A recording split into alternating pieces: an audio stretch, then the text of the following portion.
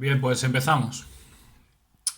Sí, cuando La, quieras. la primera pregunta es, ¿te has presentado con algún problema legal al momento de producir un film? No. ¿No? Por lo general. ¿Problema legal de qué tipo? Con un problema legal a la hora de producir cualquiera. No, ninguno. Vale. La segunda pregunta sería, ¿con qué obstáculos te encuentras frecuentemente al producir un film? A ver, fundamentalmente, a ver, mis proyectos, aunque soy principalmente fotógrafo, tengo proyectos que tienen una parte fílmica, Mm, se desarrollan en tiempos muy largos, entonces es muy difícil financiarse cuando el proyecto se desarrolla por más de 3 4 años. claro. Estoy hablando de que yo trabajo en ciclos de 10 años más o menos. Ujú. Vale. Entonces es muy complicado adaptar esos tiempos a los tiempos que solicitan las subvenciones, tanto en Galicia de la GADI como otras subvenciones nacionales. Ujú. Vale. La tercera pregunta sería, ¿cuál fue tu primer proyecto como productor y cómo describirías esta experiencia? El primer proyecto se llama Nueva Galicia. Mm, Es un proyecto que, como te contaba, tiene una parte fotográfica y una parte cinematográfica. Y pues como productor yo soy el que hace casi todas las labores de la película. O sea, yo grabo el sonido, yo monto, mm, yo hago el guión, yo desarrollo el proyecto.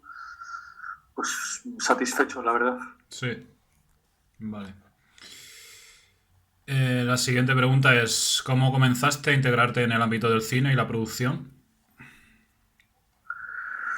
Pues yo me he formado en imagen y sonido y aunque he desarrollado casi todo mi trabajo comercial más cercano a la fotografía, incluso a la publicidad o a lo industrial, eh, siempre he tenido como una afición hacia el cine. Entonces, Mm, al final lo considero que es un lenguaje complementario a la fotografía. ajá.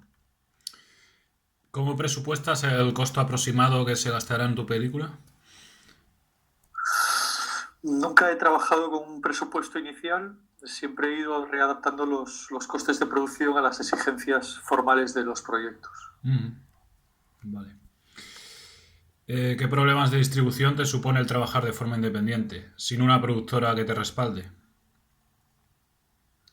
Pues básicamente que la distribución exige mucho tiempo, sobre todo, bueno, este tipo de proyectos solo tienen cabida en festivales y para llegar a los festivales la vía más rápida suele ser sociabilizar el proyecto, acudir a otros festivales para conocer a programadores, directores, Ujú.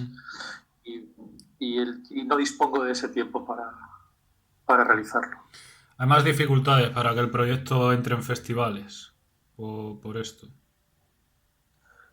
No son dificultades, sino que yo no dispongo del tiempo para sociabilizar en los festivales, acudir a otros festivales donde no estás Ujú, seleccionado para conocer sobre todo a los programadores de los festivales, que bueno, los festivales tienen como un grupo de programadores que son los que van organizando las parrillas de los diferentes festivales, sí. básicamente por áreas temáticas, y conocer y llegar a socializar con ellos pues requiere un tiempo que cuando uno hace todo es complicado disponer de él. Ujú. Vale. La siguiente pregunta es, ¿qué métodos de financiación te permite la autoproducción? ¿Y cuáles son las instituciones que respaldan este tipo de proyectos?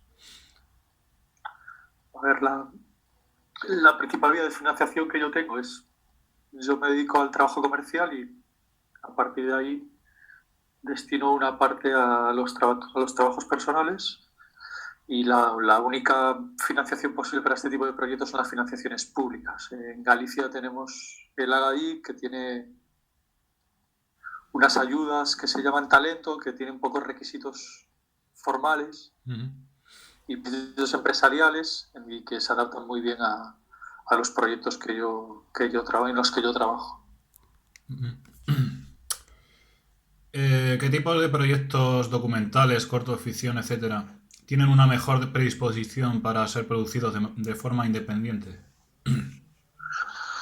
A ver, a día de hoy, con la democratización de la tecnología, creo que casi cualquier proyecto es financiable y desarrollable con poca economía.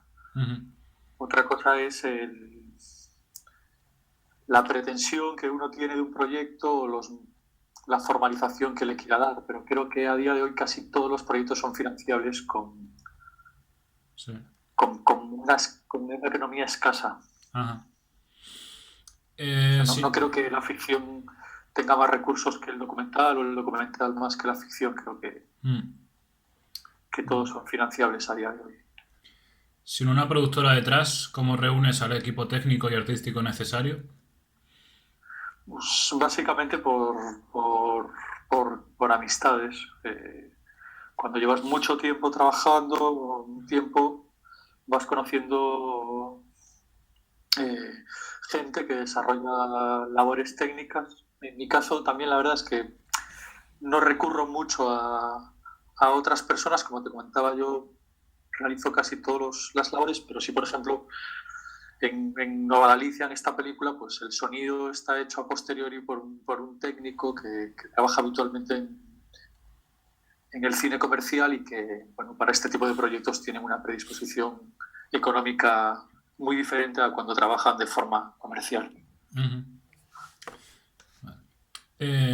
¿Cuál es tu opinión sobre el sector audiovisual gallego actual? ¿Crees que se encuentra en un buen momento o los hubo mejores? No, creo que está en un muy buen momento, ¿no? El cine gallego recorre festivales por todo el mundo, las películas que se producen en Galicia forman parte de las secciones oficiales de muchísimos festivales y no solo eso, sino que aún encima tienen el reconocimiento de los premios, que creo que aunque no es lo más importante, sí un poco va marcando un poco la trayectoria y posibilita que otras películas lleguen a festivales. Ujú. Creo que es el momento más, no sé si llamarlo dulce, si dulce es una palabra adecuada, pero Ujú. sí es el momento que hay una eclosión más grande de realizadores y realizadoras Ujú. y de películas. Bueno, es bueno oír eso. ¿Cuáles serían tus principales recomendaciones para unos jóvenes que se van a adentrar en un cortometraje producido por ellos mismos? Eh, pues quizás que uno sea fiel a sus principios o a esa idea original y y que con trabajo y con insistencia es posible llegar a producir lo que uno tiene en mente desde un principio. ¿Por qué autoproducir frente al recurrir a una productora consolidada? A ver, como te comentaba, yo básicamente por los tiempos en los que trabajo, pero creo que autoproducirte te da sobre todo una capacidad de decisión que es algo que tú pierdes cuando tienes una productora detrás. Es algo muy parecido a lo que sucede cuando,